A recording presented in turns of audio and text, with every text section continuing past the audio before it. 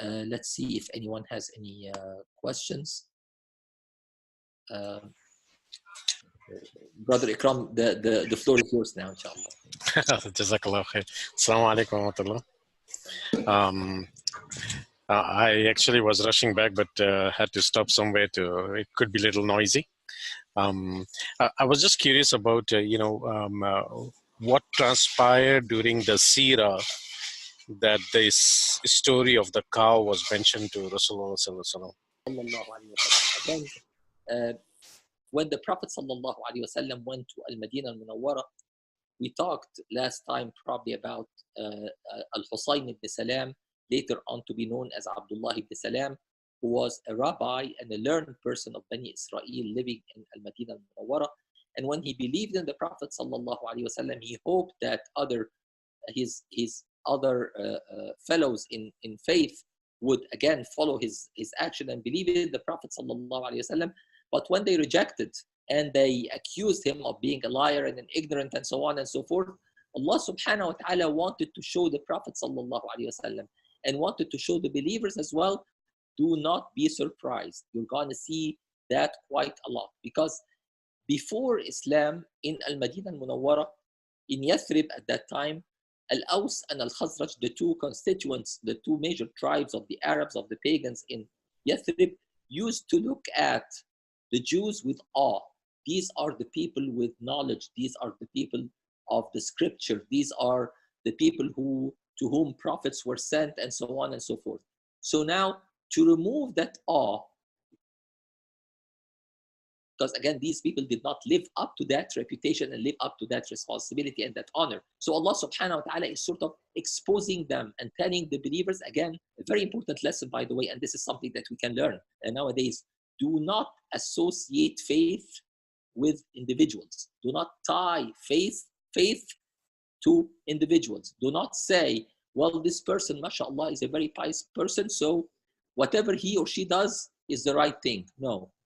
Allah subhanahu wa ta'ala is telling us that the right thing is the right thing, regardless of whether everyone does it or no one does it at all. Do not, again, be infatuated with individuals, because these individuals, as long as they're alive, they can change. So this is a very important lesson. And nowadays, by the way, we can see the problems associated with this problem when there's a certain scholar or a good speaker or a public figure or something like that, and people become sort of astonished by the logic and the eloquence of that individual, and they would say that whatever that person does is the right thing. So when that person, as a human, makes a mistake, people are disappointed and people are disillusioned, and some people unfortunately end up even to the extreme abandoning faith, saying that, well, if this person who used to tell us about what Allah subhanahu wa ta'ala said and what the Prophet sallallahu alaihi wasallam did and so on, if that person did that, then I don't believe in anything of that, what that person was telling us. We have to separate these things. Again, we accept the truth wherever it comes from. As the Prophet sallallahu alaihi wasallam says in the meaning of the hadith, الحكمة ضالة المؤمن أن وجدها فهو أحق الناس بها أو كما قال صلى الله عليه وسلم, that wisdom is the objective and the goal of a believer. Wherever, whenever, whichever way, from whomever he finds it, they should follow it and take it. So I'm not going to say, well, this person is a bad person, but he does something right. I'm not going to do it because that person does it. No. If it's the right thing, I'm going to do it regardless of whether that person is good or bad, and vice versa. If a good person, or what appears to be a good Muslim, a good person does something wrong, I'm not going to say, I'm going to do it because that person did it. No. Again, if it's wrong, I'm not going to do it, period, or I should not do it, period. And again, all of us are mortals, are sinners. So again, sooner or later, we're going to make mistakes. Only the Messenger sallallahu alaihi wasallam was immune from that. Wallahu. I hope that answers your question. Inshallah. I see a few questions also being posted. Basically how to balance between belief in ghaib and using your mind, because kids ask many questions and we say A'udhu Billah, and then in continuation with that, she's saying, or the person is saying, this is a big challenge too. Many are tested by the gap between Muslims and their action. I don't know if those are two different questions or. Sure. So let me try to address that. The Prophet ﷺ told us about a certain gap. That gap cannot be filled with logic, cannot be filled physically. And that's why sometimes they call it a leap of faith, because faith makes you leap above this gap. So, for example, we look at an individual. Who are the parents of that person? And who are the parents of these parents? And who are the parents of the grandparents? And so on. And we keep tracing it back until we get back to Sayyidina Adam. Or we find that, well, before this, that was that. Before that was the other thing, and so on. And then Shaitan comes to us. And until the end, we say, well, Allah subhanahu wa ta'ala created these things. So Shaitan comes to us and says, and then what? Who created Allah subhanahu wa ta'ala? Or what was before Allah subhanahu wa ta'ala? Now, this is the gap that our minds are not qualified to answer, because there's no answer to this question. Allah subhanahu wa ta'ala says that He is the first. Allah subhanahu wa ta'ala is al-awwal. There was nothing before Allah subhanahu wa ta'ala. And Allah subhanahu wa ta'ala is al-akhir, the last. There's nothing going to be after Allah subhanahu wa ta'ala. Lam yalid wa lam yulad wa lam yakun lahu kufuwan ahad. He was not begotten, neither did He beget. And there's nothing like Allah subhanahu wa ta'ala. So when we reach that point, that Shaitan sooner or later is going to try to throw in our minds, this is where the Prophet sallallahu alaihi wasallam said, when you get to this point, say, A'udhu billahi minash shaitanir rajim. I seek refuge in Allah subhanahu wa ta'ala from the devil, because this is something our limited mind with our limited logic cannot comprehend and cannot understand. So it's our faith in Allah subhanahu wa ta'ala that's going to take us beyond this point and make us jump over that gap. And again, this is why some people call it the leap of faith. Another question from Sister Sadia: what's the name of the person who died before the Holy Prophet ﷺ and knows signs of prophethood? Again, there were several people before the Prophet ﷺ, or around the time of the Ba'tha of the Prophet ﷺ, who died shortly before that or around that time. At least 3 of them include Qas ibn Sa'ida radiyallahu anhu, and that's the name of the man that I mentioned today. Another one was Zayd ibn Amr ibn Nufayl, the father of Sayyidina Sa'id ibn Zayd, one of the companions of the Prophet sallallahu alaihi wasallam. And the third one who actually witnessed the beginning of the da'wah of the Prophet sallallahu alaihi wasallam, but did not live long enough to support him, and that was Sayyidina Waraq ibn Nawfal radiyallahu anhu.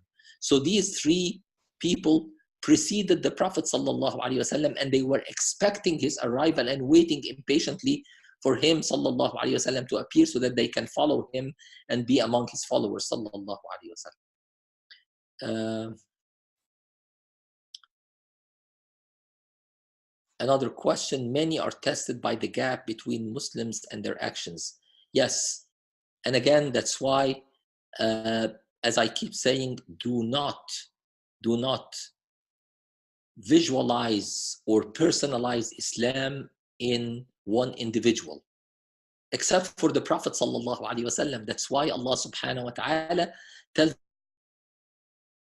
us, and knowing that the Prophet sallallahu alaihi wasallam is infallible, لقد كان لكم في رسول الله أسوة حسنة لمن كان يرجو الله واليوم الآخر وذكر الله كثيرا. That Allah subhanahu wa ta'ala gave us in the person of the Prophet sallallahu alaihi wasallam the role model to follow and to emulate, because Allah subhanahu wa ta'ala knew that the Prophet sallallahu alaihi wasallam is infallible.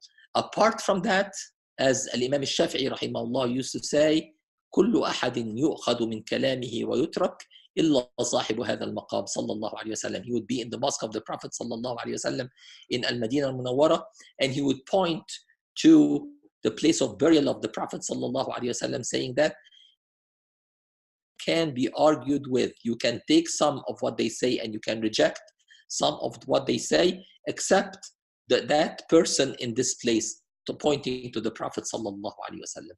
So that's why, again, it's a reminder for myself and my brothers and sisters. If, alhamdulillah, our scholars do good and do well, alhamdulillah, this is a blessing from Allah subhanahu wa ta'ala. If they make mistakes, well, we should try to seek the forgiveness of Allah subhanahu wa ta'ala for them. We should still take their valuable knowledge, but not to follow them in that mistake, saying that since that scholar did this, it's got to be right. We have to separate these 2 things. Allah.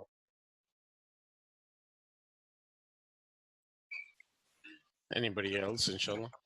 Go ahead and unmute. Or if you want to type in question, inshallah, that's another. Yeah, that's right, inshallah. Um, I have something that's going to be a little bit longer to ask. So if meanwhile, if you have any questions, please go ahead. Uh, in terms of the Jews basically saying the prophecy about a prophet coming in, and then when these 12 tribes meet Rasulullah sallallahu alaihi wasallam, when that before even Hijrah, um, uh, for them to find out that this is the man that the Jews were basically talking about, my reaction would be that, because he's going to wipe out the Arabs, they would probably basically, take care of him personally. But instead, you mentioned that their psychology was to actually befriend him so that, he will become our friend, and hence they can outsmart the Jews. And again, back after the Hijrah, I'm also wondering about the psychic in that till then it was basically commands of Allah subhanahu wa ta'ala, but now we were getting the stories of our earlier prophets, which the Jews said these are mentioned in our books, so he's an imposter. They were claiming him to be so how did the sahabas not get into those traps? Well, the problem with Bani Israel or these Jewish tribes at the time of the Prophet sallallahu alaihi wasallam, it was a problem of envy and that's it. It was a problem of envy and arrogance, I should say, because they expected the next prophet to come from the same lineage, which is the lineage of Sayyidina Ishaq, Sayyidina Yaqub, and Sayyidina Musa and Sayyidina Isa, which all came from the sons of Sayyidina Ishaq, the son of Sayyidina Ibrahim ala nabina alayhi salatu wasalam. But when they learned that he came from the other branch of that tree, the side of Sayyidina Ismail ala nabina alayhi salatu wasalam, that was the problem. In fact, they claimed that to be the problem. It was not the problem. The problem was with them. It's a matter of arrogance, because they have shown the same kind of arrogance to Sayyidina Musa. They have shown it to Sayyidina Isa. They have shown it to Sayyidina Yaqub. They have shown it to all the previous prophets before the Prophet sallallahu alaihi wasallam. So they were not given the Prophet sallallahu alaihi wasallam a special treatment through their rebellion and their aggression. They did the same with all the previous prophets and messengers, to the extent as Allah subhanahu wa ta'ala tells us in the Quran that you have killed, addressing Bani Israel, you have killed many of the prophets that Allah subhanahu wa ta'ala has sent to you. So it was a matter of, again, arrogance and rebellion against Allah subhanahu wa ta'ala. Even if you read in their distorted books, and I do not, by the way, I have not read deeply in any of their books, but from the very little that I have read from their books and the way they talk about Allah subhanahu wa ta'ala and the way they talk about the prophets of Allah subhanahu wa ta'ala, they are dealing with Allah subhanahu wa ta'ala and treating Allah subhanahu wa ta'ala as they treat anyone among them. Someone who can make mistakes, someone who can be second guessed, someone who does this and that, which ta'ala Allah subhanahu wa ta'ala amma yasifun. Allah subhanahu wa ta'ala is far greater and supreme than what they're claiming in their falsehood. And they're doing the same thing about all the prophets and messengers. So when you read in their description of Sayyidina Yaqub, for example, or Sayyidina Yusuf, or Sayyidina Musa, or Sayyidina Harun, or any of the prophets of Allah subhanahu wa ta'ala, they try to describe them as imperfect, even lower than normal people. Not even normal people, but lower than normal people with very big behavioral and character defects. And that's one of their natures, unfortunately. And you find that in their books. When Allah subhanahu wa ta'ala tells us in the Quran about the prophets and the messengers, Allah subhanahu wa ta'ala is mentioning them with honor, is treating them with honor, and is telling us, Allah subhanahu wa ta'ala is telling us that these were the chosen people that Allah subhanahu wa ta'ala has chosen from among mankind to be the carriers and the deliverers of his message to mankind. So they are far above the other human beings, maybe even if they do have mistakes. Again, these mistakes are forgiven by Allah subhanahu wa ta'ala, but they are not character faults like most of us do have, for example. Allah. I hope that this answered your question. Brother Mateen is saying this is a different topic. If it can be answered, what's the difference between hijab and niqab? What is the requirement? Jazakallahu khairan. This is actually a very detailed topic. However, the hadith of the Prophet sallallahu alaihi wasallam, where he was addressing Sayyidah Asma anha when she reached puberty, and he sallallahu alaihi wasallam told her that when a young lady reaches puberty, only her face and the palms of her hands can be seen. Now, a niqab, some opinions, some scholars say it is required. However, most of the scholars say if a lady selects to wear the niqab, alhamdulillah, there's nothing wrong with that. But if the minimum is the hijab.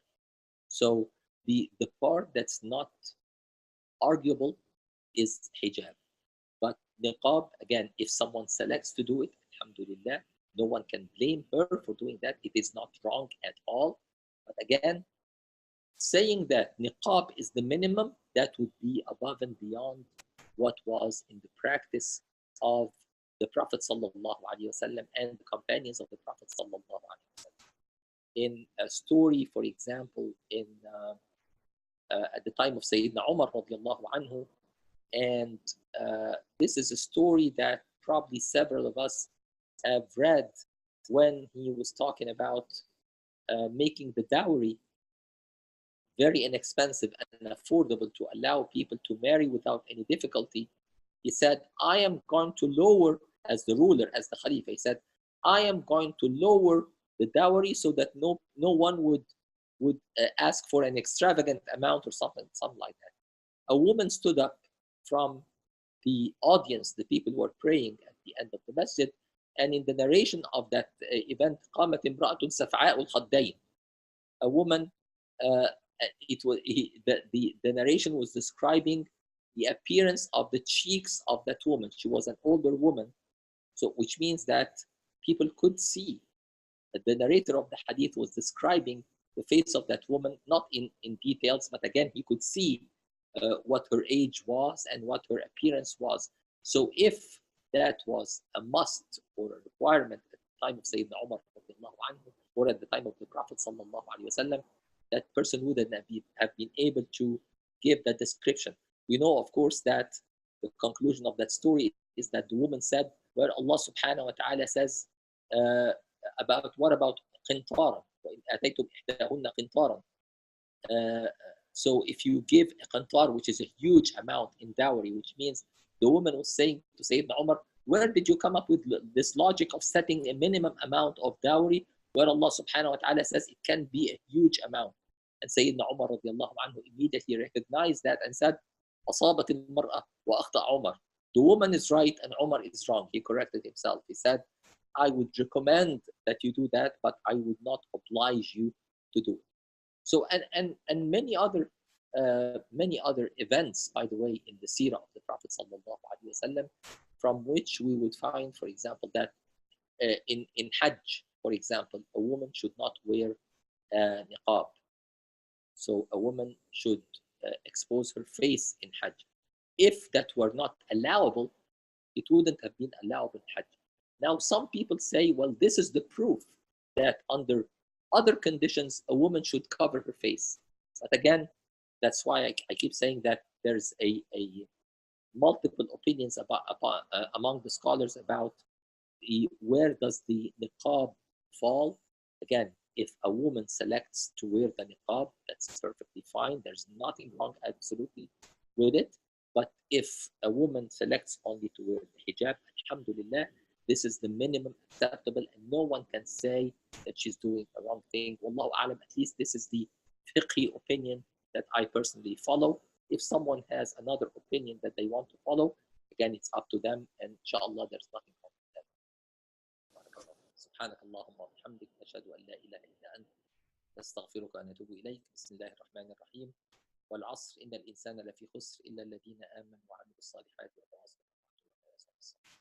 السلام عليكم.